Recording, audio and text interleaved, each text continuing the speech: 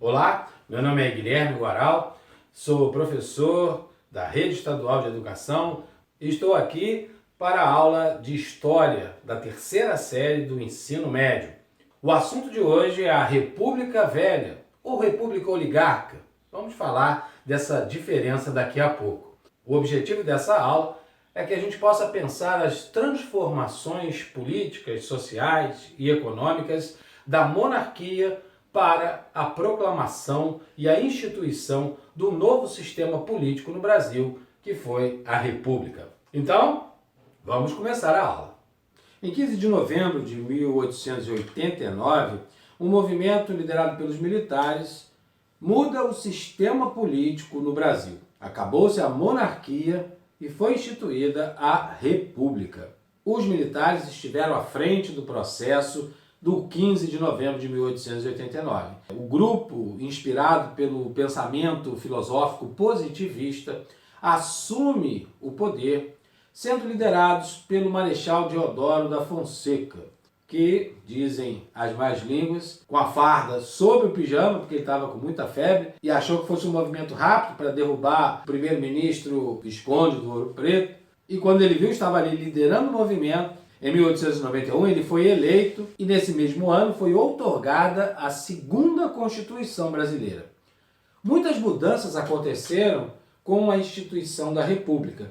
Em relação à monarquia, nós tínhamos 4 poderes: o executivo, o legislativo, o judiciário e o poder moderador, que era um poder de uso exclusivo do imperador. No final das contas, quem dava a última palavra sobre todos os assuntos era o imperador.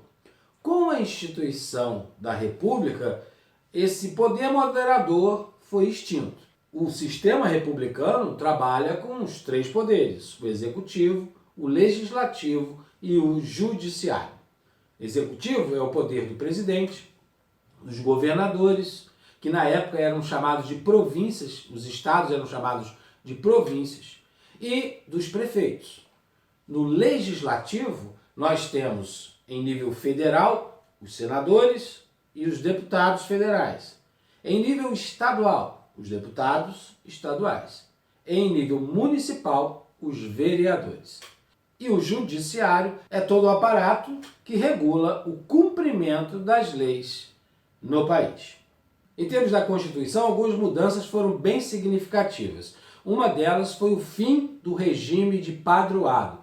Durante a monarquia, a religião oficial do Estado brasileiro era o catolicismo. Com a República, o Estado se torna laico, ou seja, não tinha uma religião oficial. E todo o controle social que era feito a partir das paróquias, com os registros de nascimento, de casamento, de óbito, eles passam por uma esfera civil. A partir daí, nós temos o registro civil de nascimento, casamento, óbito, realizado junto a um cartório. Essa é uma mudança significativa em relação à monarquia para a República.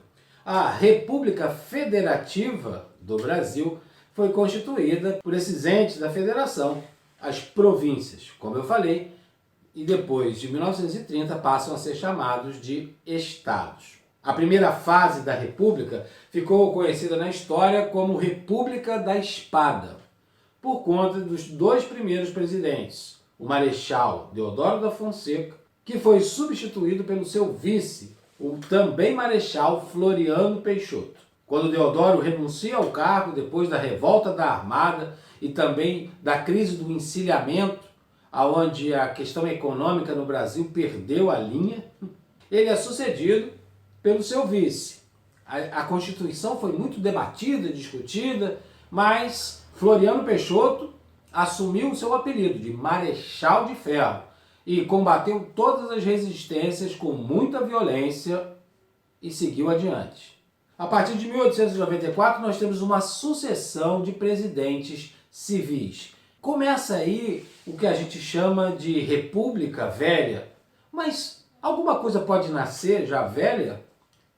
Quem batiza a República Velha são alguns historiadores, jornalistas, sobretudo no momento posterior. Getúlio Vargas decreta o Estado Novo. Então, para contrapor o que era novo, em 1937, era preciso dizer que o antigo era velho, era desqualificar o que tinha acontecido.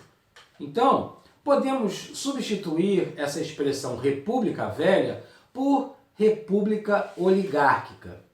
Provavelmente vai fazer mais sentido. Por quê?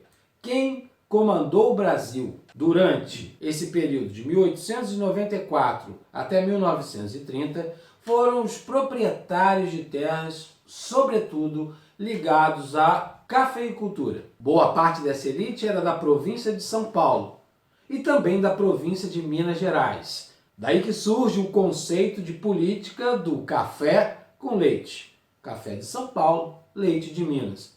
Mas, se a gente pensar, a elite dominante, de fato, foi a elite paulista. A ideia é que essas duas regiões iriam apresentar os candidatos à presidência da República. Nós tivemos alguns presidentes que não eram, de fato, nem paulistas nem mineiros, mas tinham o apoio dessa elite cafeicultora, sobretudo da região de São Paulo.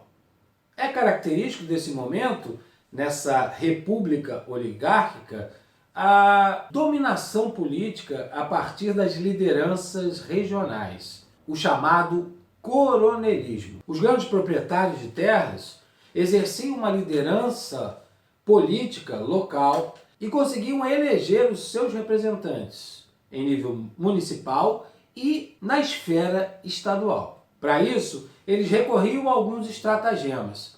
Naquele momento, o voto era aberto, ou seja, a pessoa tinha que declarar o seu voto.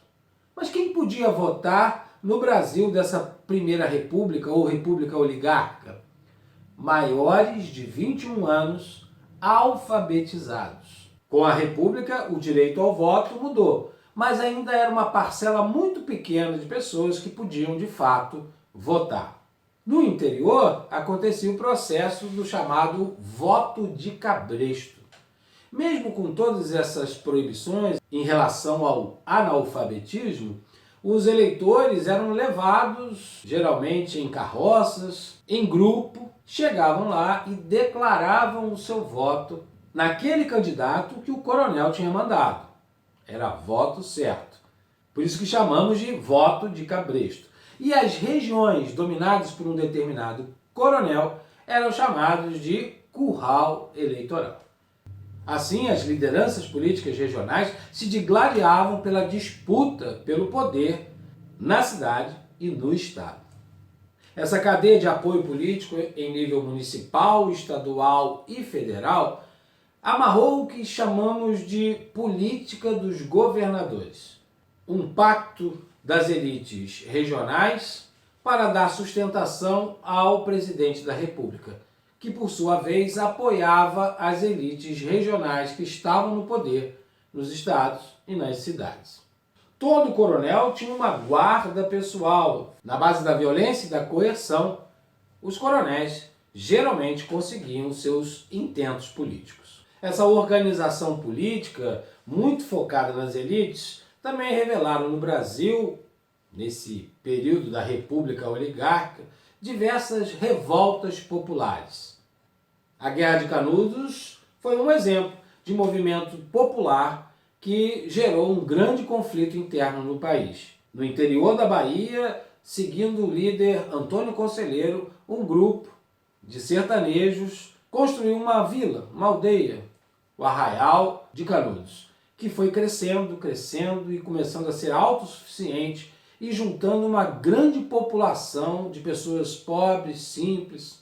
Causou impacto Canudos, porque mudava um modelo de produção. Se prosperasse a ideia de Canudos, o poder dos fazendeiros e o domínio deles sobre os sertanejos diminuiria bastante.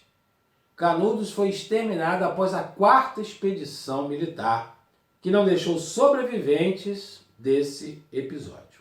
No Rio de Janeiro, no início do século XX, estourou a Revolta da Vacina, outro movimento que mostrava a insatisfação das classes populares, junto com a reforma urbana que estava sendo organizada na cidade, então capital da República, junto com a obrigatoriedade da vacinação contra a varíola.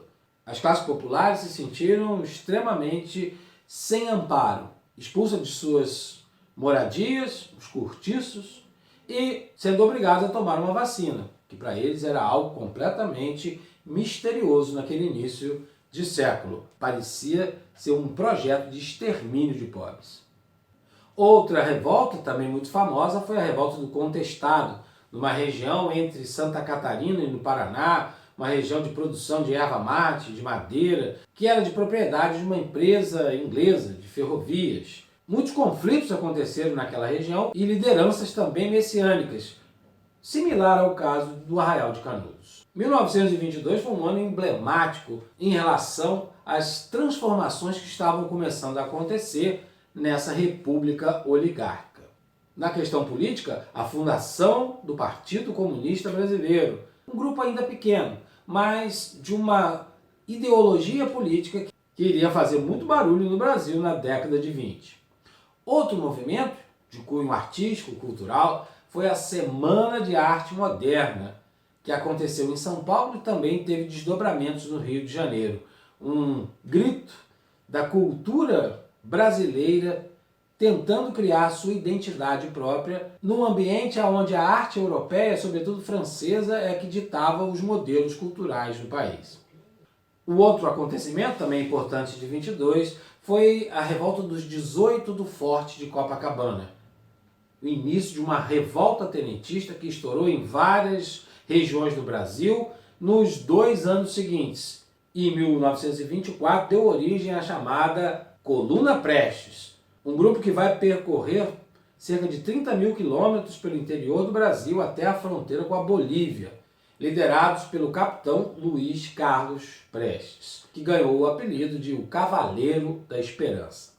O movimento, que já falei sobre essa sucessão de presidentes, geralmente ligados aos paulistas e aos mineiros, essa lógica foi quebrada para a eleição de 1930. Washington Luiz quis fazer como seu sucessor Júlio Prestes, que era então o presidente da província, hoje chamaríamos de governador. Os mineiros se sentiram traídos nesse processo. Se uniram às elites políticas do Rio Grande do Sul e da Paraíba e criaram a Aliança Liberal, que vai impactar com a chegada de Getúlio Vargas ao poder. Mas essa história nós vamos contar na próxima aula. Agora, para terminar, convido a vocês a pesquisarem em sites, vídeos do YouTube, sobre os assuntos que nós tratamos aqui.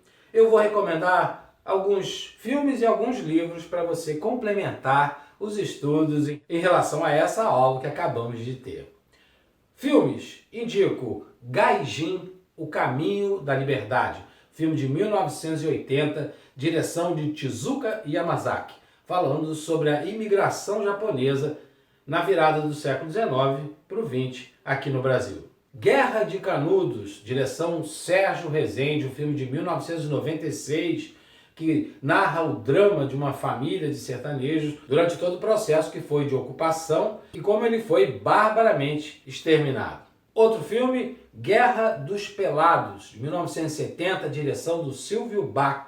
O filme retrata o conflito do Contestado. Na parte dos livros, recomendo a obra de Jorge Amado, que fala muito da política dos coronéis nas cidades do interior baiano. Recomendo Gabriela Cravo e Canela, um livro de 1958, onde mostra essas transformações políticas com novas classes sociais chegando também e disputando o poder com os coronéis. E para fechar, A Noite das Grandes Fogueiras, um livro do jornalista Domingos Meirelles, de 1995, que ele retrata toda a trajetória da Coluna Prestes pelo interior do Brasil. Espero que vocês tenham gostado dessa aula. E até o próximo vídeo.